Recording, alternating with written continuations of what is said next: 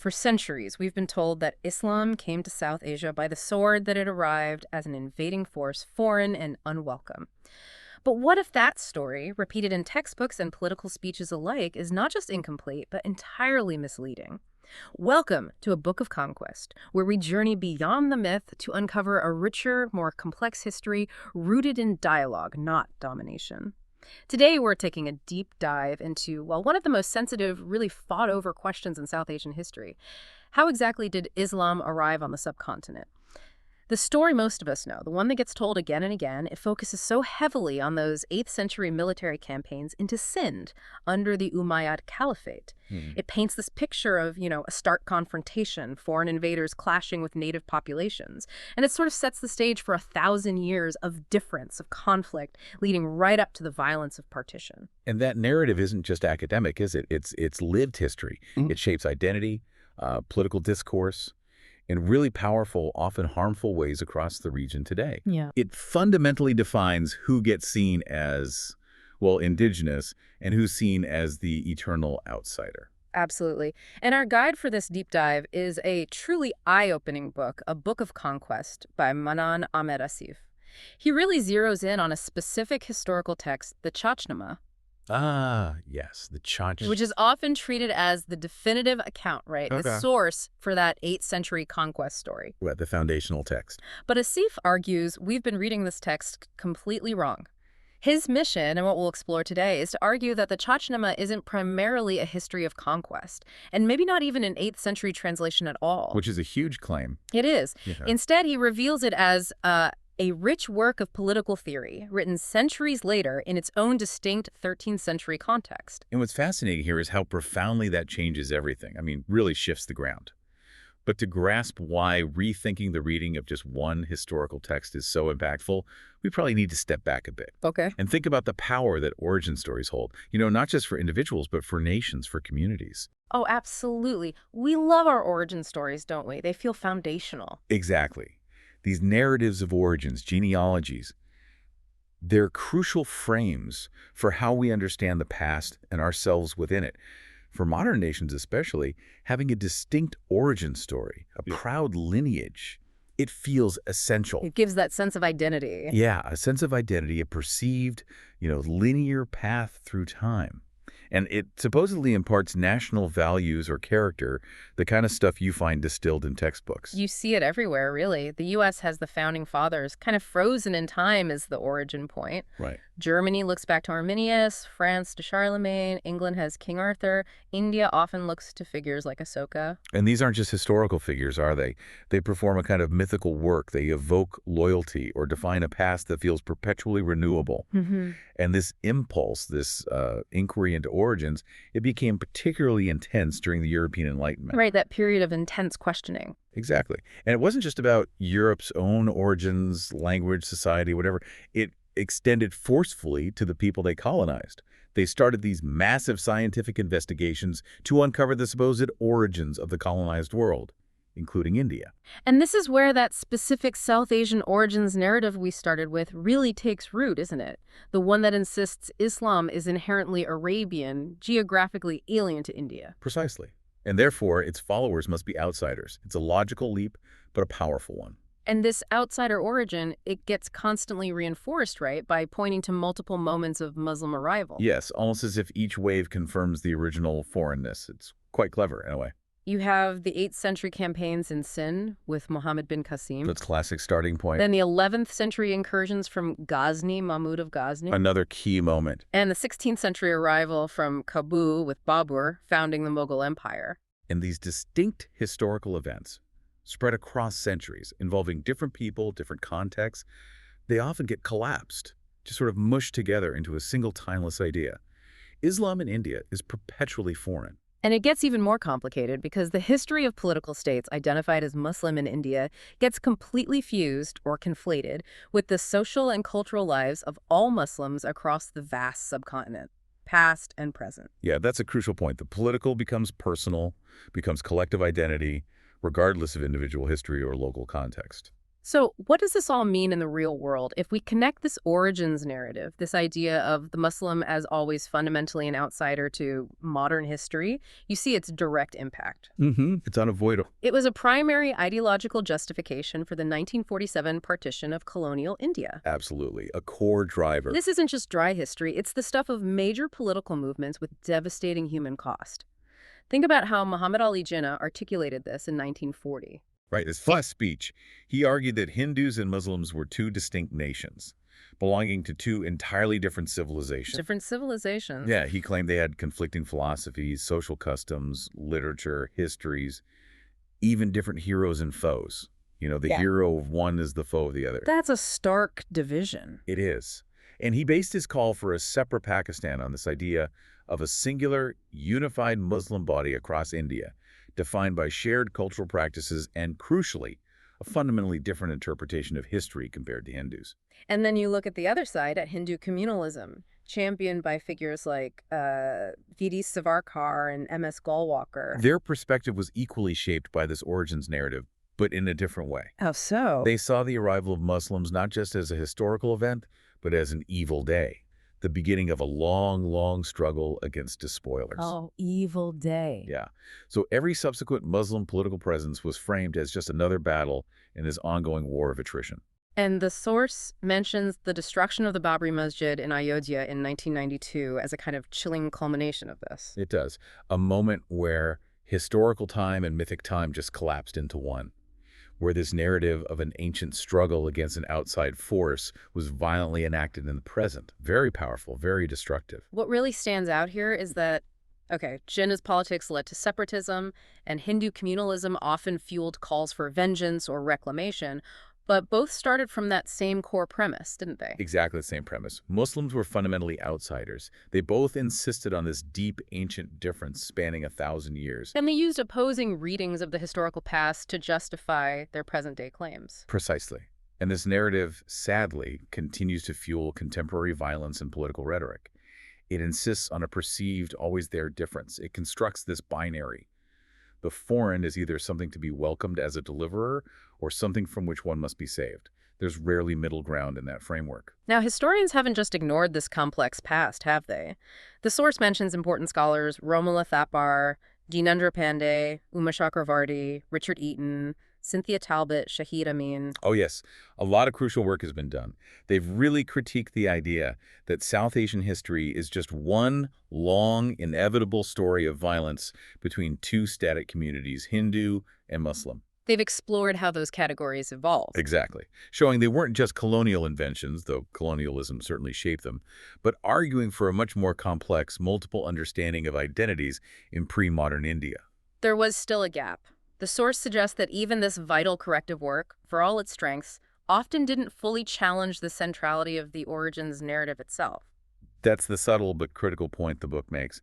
The underlying assumption that Muslims were somehow fundamentally outsiders from the very beginning, that largely remained in place, even implicitly. So even when historians talked about syncretism, the blending of cultures, Right. it was often framed as two distinct, separate things, Hindu and Muslim blending together. Yes.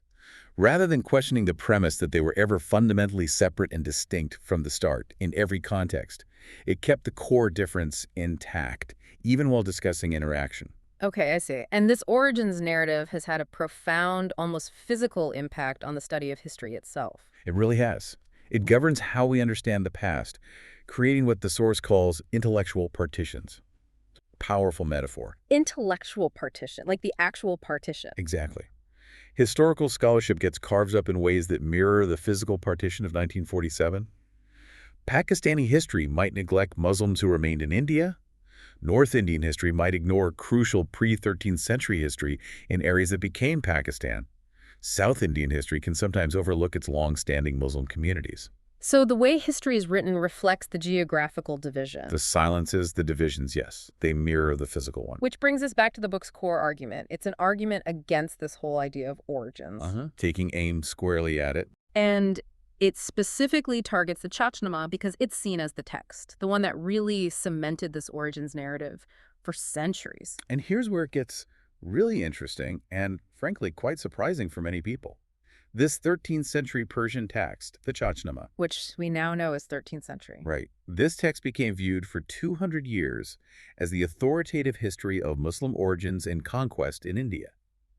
And that view was based on the belief that it wasn't even the original text. What? How? The belief was that it was merely a translation of an even older, supposedly more accurate 8th century Arabic chronicle, a chronicle that has since been lost. So the foundation of this entire centuries-old narrative rests on a text that was read in a very specific way, based on an assumption about its age and origin that might be wrong. Precisely, an assumption about it being a translation of a lost, earlier, more authentic source. Wow. This reading wasn't just confined to, dusty academic library. No, it had real-world impact. Huge impact. It fueled generations of scholarship and, alarmingly, continues to be invoked in contemporary political justifications for violence and discrimination. The source gives some really unsettling examples of this.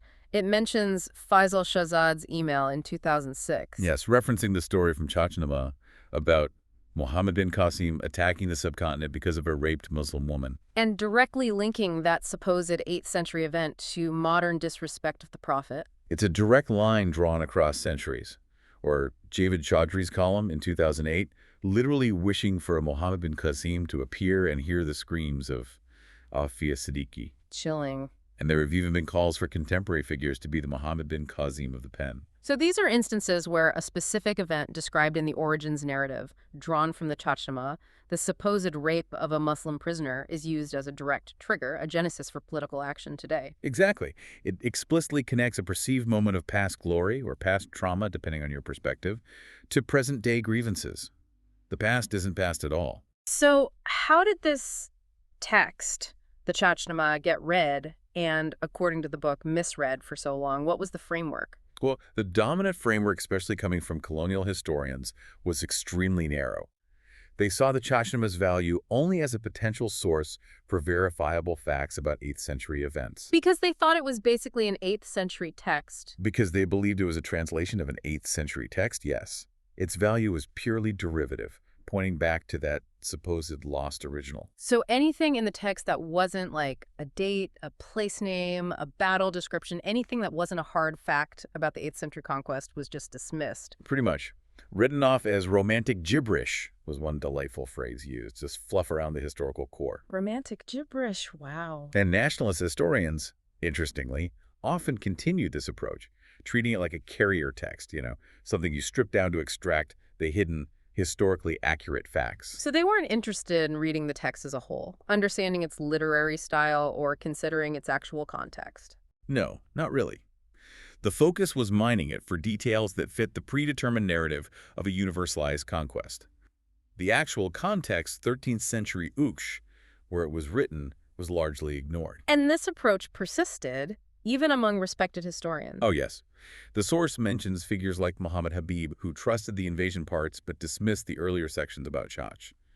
R.C. Majumdar saw a kernel of historical facts, but felt it needed external validation. Hodewala flat-out called the first part legendary matter and a travesty of the truth. They were actively discarding parts of the text they were claiming to study. Effectively, yes. And even later scholars like H.T. Lambrick, Peter Hardy, Johann Friedman, respected names, largely continued this tradition of sifting for 8th century facts. They worked under the assumption of that earlier lost Arabic source. Right. Friedman himself noted how few figures or places in the Chachnama could actually be corroborated by external 8th century sources, which is telling. But he still ultimately relied on Ali Kufi's own claim of translation within the text to give it historical weight for the 8th century. This approach seems to completely disconnect the text from the time and place it was actually produced. It's like studying a Renaissance painting purely for clues about ancient Rome because it depicts Roman scenes. That's a great analogy. It completely unmoored the Chachnama from its 13th century context in Okish. The source even points to a recent popular introductory history textbook that still calls it the principal source for the conquest. It acknowledges a royal code within it, but still doesn't read it as a deliberate work of political theory from the time it was written. So the long-standing consensus, the verdict has been, Chachnama is valuable only as a potentially flawed window into 8th century military and political history, useful for pulling out empirical data, maybe some linguistic clues. But not seen as a text of political thought from the 13th century. That reading just wasn't really on the table. Which leads us finally to what Manan Ahmed Asif's book argues that Chachnama actually is. Let's get into the facts presented there. Okay, so according to the source material, the basic facts are it's a work of Persian prose, written by a man named Ali Kufi, completed in 1226 CE. 1226. Not the 8th century. Definitely 13th century. And written in Oosh, which at that time was the vibrant political capital of Sindh, now in Pakistan. Okay. And what period does it describe? It describes the history of the Sindh region from around 680 CE up to about 716 CE. So it covers the story of the Brahmin ruler Chachnama bin Silaj and then the Arab commander Muhammad bin Qasim. The original title mentioned in the source is quite revealing too, isn't it? The Book of Stories of the King Don bin Chak bin Silaj and his death at the hands of Muhammad bin Qasim. Yes. It frames it as stories, plural, centered on specific characters and their fates, not just the conquest of Sindh. And we know a bit about the text's later life. Manuscripts, translations. Yeah, the oldest surviving manuscript is from 1651. The first full English translation by Mirza Khalid Beg Freudenberg was published in 1900, relatively late. And the critical Persian edition by Nabi Bakhsh Khan Balas came out in 1982. So what's actually in this text, beyond the conquest events that earlier historians focused on? What did they miss or ignore? A lot. The narrative is roughly divided. The first third is entirely about Chach's rise to power in Aror, before Qasim even arrives on the scene. Right, the part often dismissed as legendary. Exactly. It details his military campaigns, the agreements he made with various groups, how he governed his Buddhist and Hindu subjects, how he established his polity. It covers the succession struggle between his sons, Dahar and Daharsia, with Dahar eventually becoming king. And this part has themes. Oh, absolutely. It's full of discussions about a ruler's legitimacy, the importance of good counsel, how to govern justly, and it sets up Dahar's reign, including his fateful decision to harbor Arab rebels who were causing trouble for the Umayyad governor back in Iraq, Hajjaj bin Yusuf. And that's what prompts the campaign from the caliphate, the context for Qasim's arrival. Exactly. The second portion, which Ali Kufi titles A History from the Righteously Guided Caliphs to Walid, covers those early Muslim campaigns towards Sindh. It profiles the rebellious Muslim groups who had fled to the frontier lands. So internal Muslim conflict is part of the story. And it describes how Hajjaj specifically sent Muhammad bin Qasim in 711 CE to deal with these internal threats and reassert central political control. And Qasim's campaign is the part everyone thinks they know from the Chachnama. Yes, that's where you find the accounts of capturing forts like Armabil, the siege of Dabul, taking Nerun, the key battle against Raja Dahar by the Indus River, and the push onwards to Aror, Brahmanabad, and Multan. That's the conquest part. But importantly, the story doesn't just end with conquest achieved, right? Not at all. It concludes with Qasim's downfall and death, which the text attributes to an order from the caliph after Dahar's daughters, taken captive, accused Qasim of sexual violence. It's a dramatic and cautionary ending. It sounds like the text is interested in much more than just troop movements and sieges. Absolutely. The book highlights that Qasim's campaign is actually presented in ways that mirror Chak's earlier efforts to establish authority and governance in the same region. The text keeps returning to themes of good counsel, just governance, the need for a coherent political theory for ruling a diverse place. These are central throughout the entire text. Not just in the pre-Islamic parts? No, right through the Qasim narrative too. So it's packed with political thought, ideas about ruling. Yes, the source emphasizes the sheer wealth of material that got overlooked. Lengthy speeches on policy and taxation, detailed private conversations between rulers and advisors, interpretations of dreams and prophecies, over 40 epistles, letters, exchange between characters discussing strategy, ethics, governance, explicit statements laying out political theory, Wow. and detailed descriptions of practical governance, like how non-Muslims were appointed to administrative positions within the new structure. So framing it just as an 8th century conquest history misses all of this incredible complexity and depth. Completely. The book argues that the Chachnama should be seen as a tale, yes, a history, maybe even a romance in parts, but fundamentally as a lesson. A lesson for rulers. A lesson about both Chash and Qasim figures presented as striving, maybe imperfectly, to build an ethical polity in a complex frontier region, Only only to have their efforts eventually undermined by the greed or lust of others. And Ali Kufi had a reason for writing this in 1226. His stated reason, right there in the text, was quite practical: to gain favor at the court of Nasiruddin Kabacha, the ruler of Urk at the time.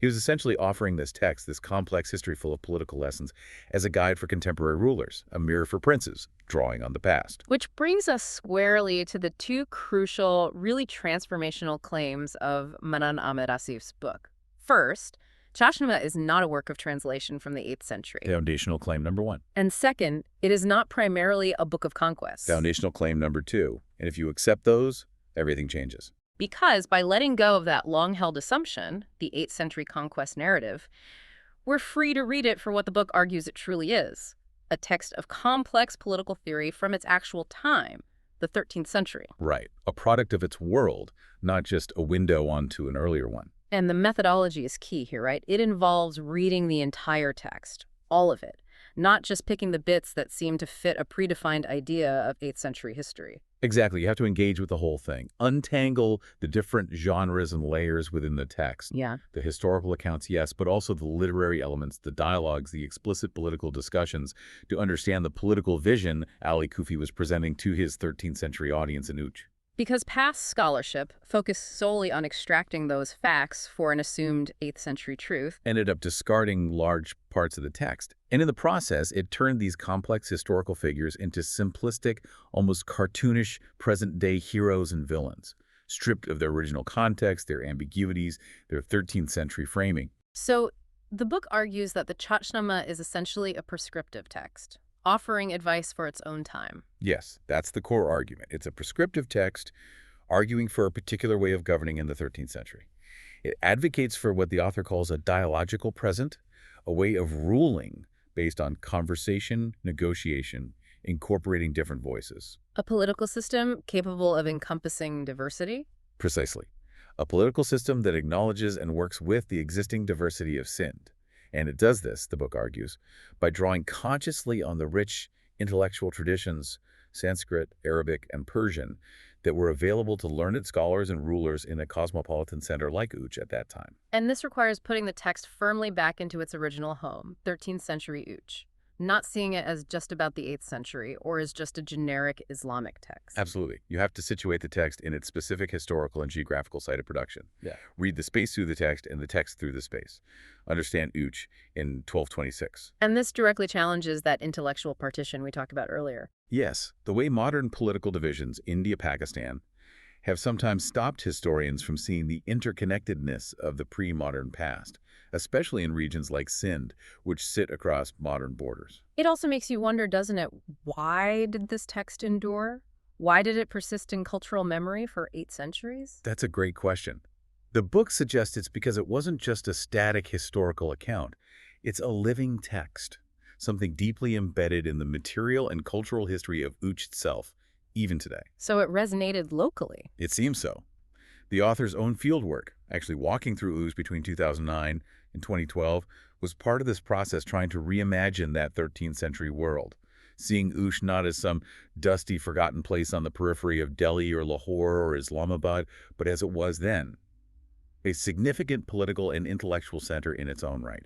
Okay, so to bring this all together, the standard narrative, the long-standing story of Islam arriving in South Asia purely as a conquest by the sword, well, it's deeply problematic. Yes, to say the least. Not least because its primary supposed source, the Chachnama, seems to have been fundamentally misunderstood for centuries. The book makes a very powerful case for that, yes, that the Chachnama is actually a 13th century Persian work of political theory, written in Uch by Ali Kufi. Not translated from an 8th century Arabic original. Correct. And its focus is on advocating for diverse dialogical governance in its own time, the 13th century, not simply recounting an ancient military victory 500 years earlier. And this rereading is so crucial because it directly challenges that deeply ingrained outsider narrative, the one that has fueled so much conflict and division in South Asia for centuries. It really does. It offers a much richer, far more complex understanding, one tied to the specific historical and geographical realities of 13th century Uch.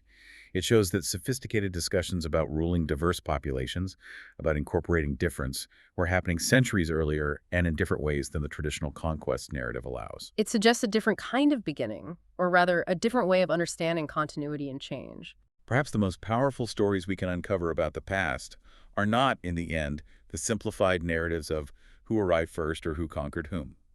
Maybe they're the more complex, sometimes messy realities of how people in specific times and places actually lived together, debated ideas about governance, argued about justice, and built diverse societies. And what lessons those nuanced real histories, like the one embedded in the Chachnama read in its own context, might hold for us today. Exactly. What can we learn from that past?